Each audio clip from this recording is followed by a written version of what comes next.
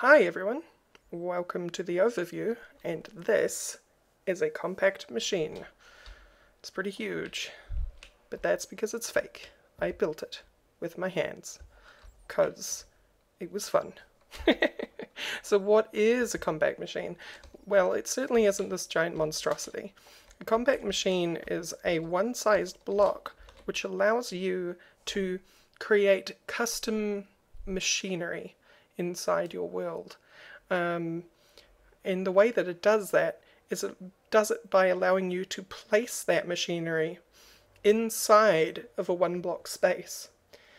But it doesn't do that in a similar way to other mods where you add like a smelting module or a processing module or an ejection upgrade or an input upgrade or something like that. No, the way that it does it is you actually enter the block itself and then build your machine inside of it, and then you leave it and it's all in a one block space. So if that's kind of confusing to understand, I can understand why, and the best way to get into it is actually just by showing you the bits and pieces. So of course with any mod you're going to need some construction resources. Some mods don't, they just use vanilla bits and bobs, but this one does, like so many. So the first two resources that don't really do anything except help in construction are your atom shrinking module, which is 6 pieces of glass, 2 pieces of redstone, and a sticky piston. Then you've got your atom enlarging module, which is 6 pieces of glass, 2 pieces of redstone, and a normal piston. So those two allow you to make this, which is a world resizing interface, which takes one of those enlarging modules, a shrinking module, a piece of gold, 4 iron, and 2 redstone. Then we finally get to our first practical item, which is this personal shrinking device, which you're going to need in order to get around. It's sort of like the wrench of this mod, but not, because it doesn't do normal wrenchy stuff. It just lets you manipulate the blocks, and you'll see what I mean soon. And that requires 3 pieces of nether quartz, 3 diamonds, a piece of redstone, and 2 world resizing interfaces. Next, you're going to need the mainstay of the actual blocks themselves. Each of these blocks, these giant blocks, are made from these world resizing cubes, which takes a total of 6 world resizing interfaces and a diamond. So you only need one of these per block, and it's the most expensive part. So far it's taken some glass, some pistons, some redstone, some iron, and a little bit of gold to get us one of these, and you only need one of these per block. So next we actually get to the practical blocks themselves. Although this has a semi-practical purpose, you can use it in aesthetic building in your world. Not that you're going to want to anyway, probably, but it's there. That option is there for you. I used it in this thing. There, and there, and there, and there. You get the idea. So the first one of these blocks is the tiny one, which is 1 world resizing cube and 8 pieces of wood. Then we go up to small. These sizes are going to make sense very, very soon, I promise. Then we go up to small, which is 1 resizing cube and 8 pieces of iron. Then we go up to normal, same again, but 8 pieces of gold. Then we go up to big, same again, but 8 pieces of obsidian. Then we go up to giant, same again, and 8 pieces of diamond. Then we go up to maximum, which is 8 withers worth of nether stars. So I hope you have a good way of battling them. But it's unlikely you're going to need such a massive one. So let's actually get to the point of showing you what this mod does. So this is where our personal shrinking device comes in. You're going to absolutely need one of these regardless of what you do. Here is our first one. As you can see, it's a 3x3, and you'll see what I mean when I right click on it. We are now inside the block itself, or so it's meant to seem. And inside this block you're going to notice that it's made of compact machine wall and a compact machine interface. The idea is that we have been shrunk down to the size of a tiny, tiny flea, and we're inside the block. So as you can see, inside this interface or inside this space, you might want to make something like a, oh, I don't know, some sort of auto crafting setup, right? So like you got 3 auto crafters, and those 3 auto crafters do something. In each of these compact machine interfaces, as you'll see, there's a distinction between walls and interfaces, each one of these orange spots. They signify the side of the block that they come from. So this is the north face of the block, south face, west face, east face, down and up, right?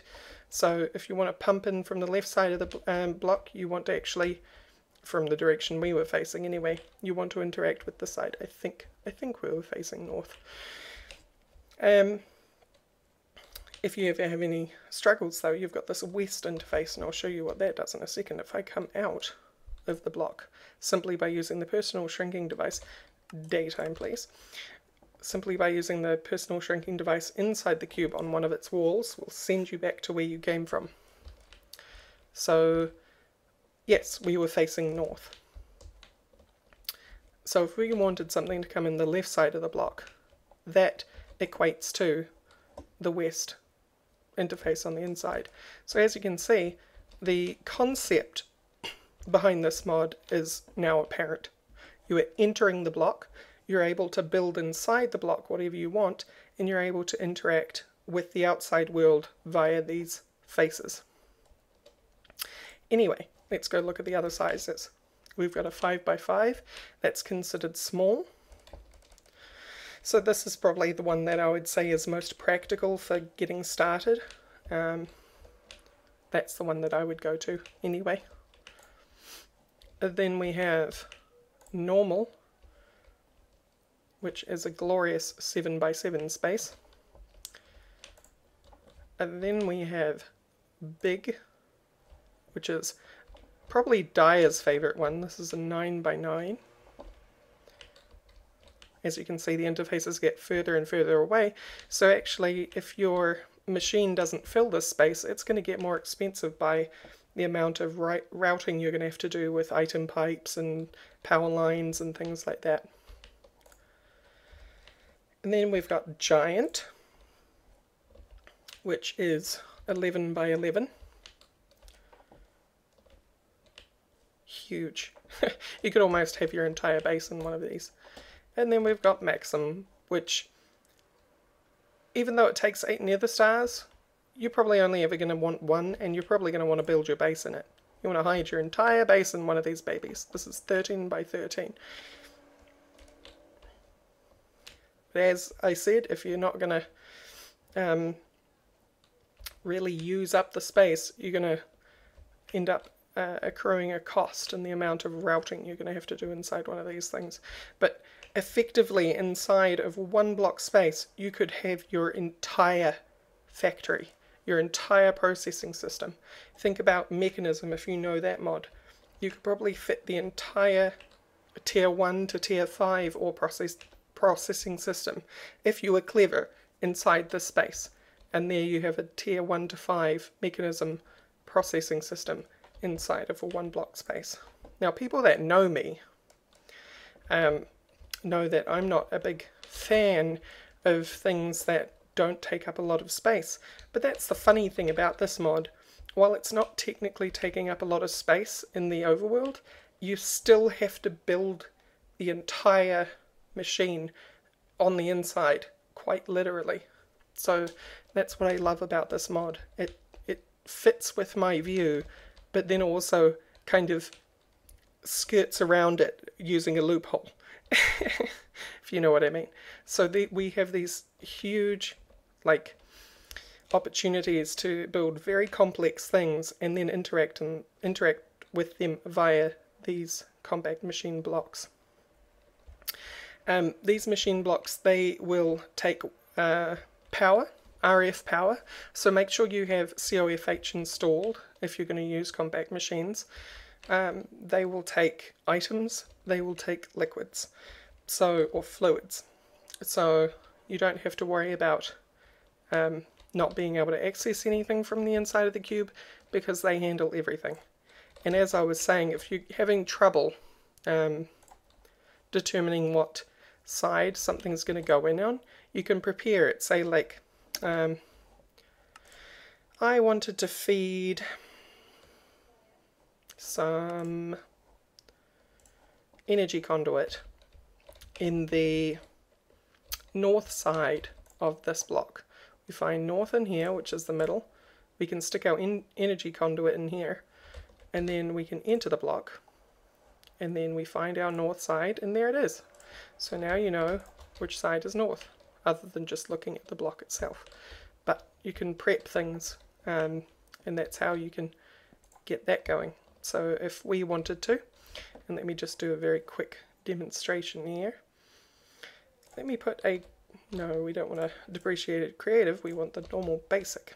If I put a basic capacitor right here, okay, and just for the sake of tidiness, I want to make sure that these are on. Of course, the other thing you want to do, something I should have mentioned right away actually, is that you need to enable the faces from the inside, but they can have auto, disabled, or importing or exporting. So exporting means it's leaving the block, importing means it's coming into the block, auto means it will do both and it will just be intelligent about it, and disabled means of course it won't work. So we want to do importing because we want to put power coming in into this empty capacitor bank, and of course this is just a demonstration, it isn't practical at all. But if we, daytime please, take a full capacitor bank and now put that in there, you'll see that the power is going down, and the power is actually first of all filling in this buffer in the side that it's connected to. Although I think that might be a bug because the buffer is showing on the downside, but we're receiving it on the north side, obviously. So that's still going down, and it's certainly holding more than 10,000. So where's it all going? It's going into the capacitor bank inside here. So that's how things work. It's like tiny little dimensions just for you. So if we exit outside of that, you have a practical demonstration. I have two more practical demonstrations for you. The first one is this one. This is using a normal sized golden, so that is a 7x7 space. And I have item buffers here. Ignore them, they're just basically chests which I can make auto eject into sides and auto receive, so it's just good for this demonstration. But if I put iron ore in here, it's going to disappear inside, and if we wait, it's going to start coming out, and it's going to start coming out at a pretty rapid rate, something which with the mods installed in my Spotlight instance isn't really generally possible. So how is it producing all that so quickly?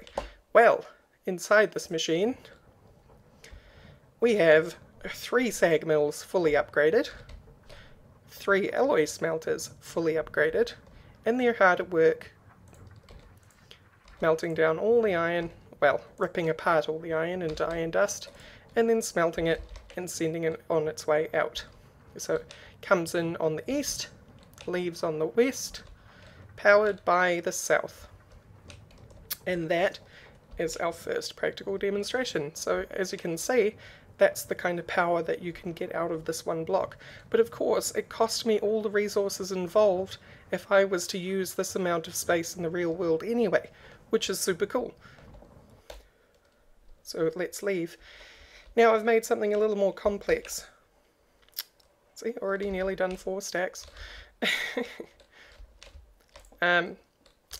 Got something a little more complex here. I've got milk, I've got a hoe, and I've got an empty item buffer. If I put 3 buckets of milk in here and watch the empty item buffer, I get a cake and I get my buckets back. this is a cake machine. Of course, in this world I can't automatically generate milk, so for part of the demonstration I've made it so that I have to put the milk in. But here's another thing. I put the milk in and we wait and we keep waiting. There doesn't seem to be any cake. Why is there no cake? Well, if we go inside, this is what this thing looks like. We've got our sugar being produced, we've got our wheat being produced, we've got our eggs, but the thing is, we've not got any wheat, and we need wheat for our cake. Why do we not have wheat? Well, we don't have a hoe in our farm in the inside here, and so the best way that I found for this particular demonstration, if you were to use Ender.io in this manner to create a cake machine, an infinite cake machine, then you'd want to be able to feed hoes into it in order to replenish these farming stations.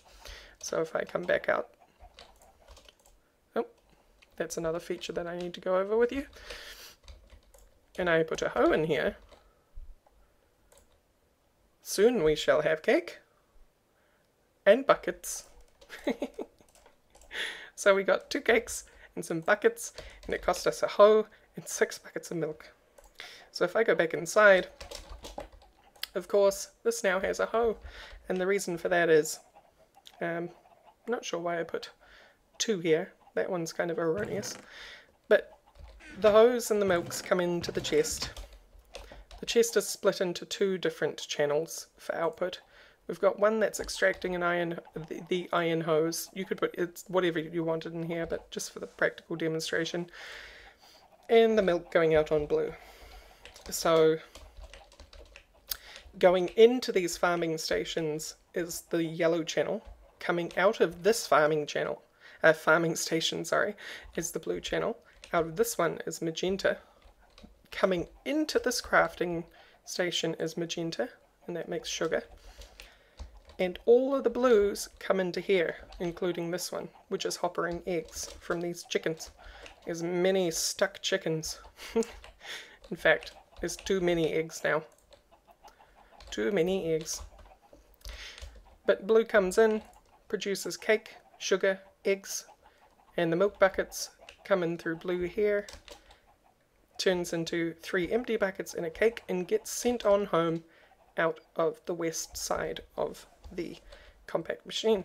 Of course, I'm not actually using the space all that efficiently in here, because I could have a few more farms going vertically up in here, and it could be even faster producing the wheat and stuff, so I wouldn't have to do that. Or if I had some other mods that could automatically milk cows, I could have the cows in one corner, and so that it would just be producing cake without any input except for the replacement hose. So that's a thing. But if we, that feature, spawn point set to your current location. So if I stick myself right in this corner and set my location there, if I leave and come back in, I'm in the corner. Hi.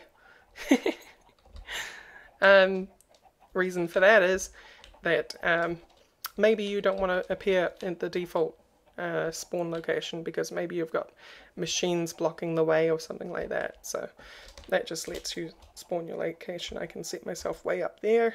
If I come back in, I fell from up there.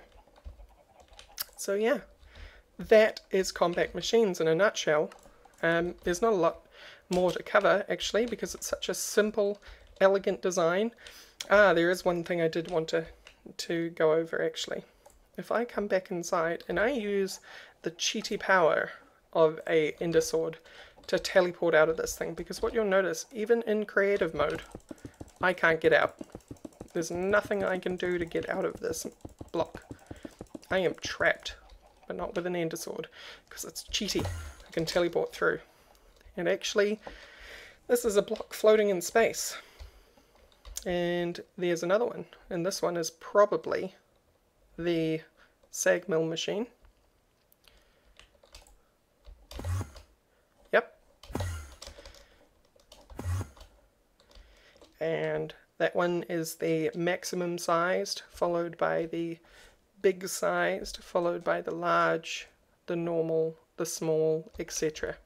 So why this is important is because to let you know that Compact Machines is not filling your world with dimensions. It's just not dimension after dimension after dimension uselessly just for such a small amount of space. All of the Compact Machines are kept inside this space.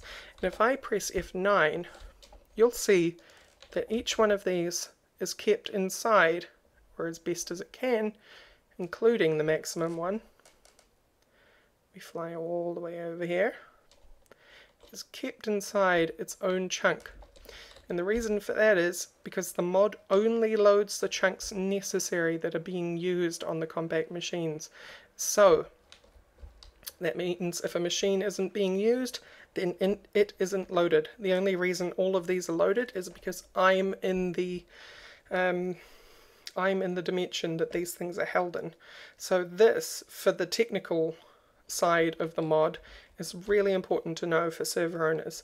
The author has done a really good job of trying to maximize efficiency in terms of dimension use and loaded chunks. So even the maximum sized one only uses one chunk, which is really, really good. So if I was to leave here, get me out of here, Steve. I keep shift right clicking. If I was to leave here, these two are running, or at least this one is running. This one will always be running probably because it has the farms and stuff in it. So its chunk is loaded, but those chunks in that dimension probably aren't loaded, which is really important to note because it means that it's not going to run your server into the ground by having this mod installed if you choose to use it server-side or even single player, because the author has taken the time to be as efficient as possible with their use of the Minecraft space behind the scenes mechanics of space and loading. So yeah, that is Compact Machines in a nutshell. So thank you all for watching, and I really hope that you enjoy using the mod. There will be a link in the description below the video so that you can go and download it and try it for yourself. I really hope you enjoy. I think it's an absolutely wonderful mod, and I'll see you next time. Bye bye.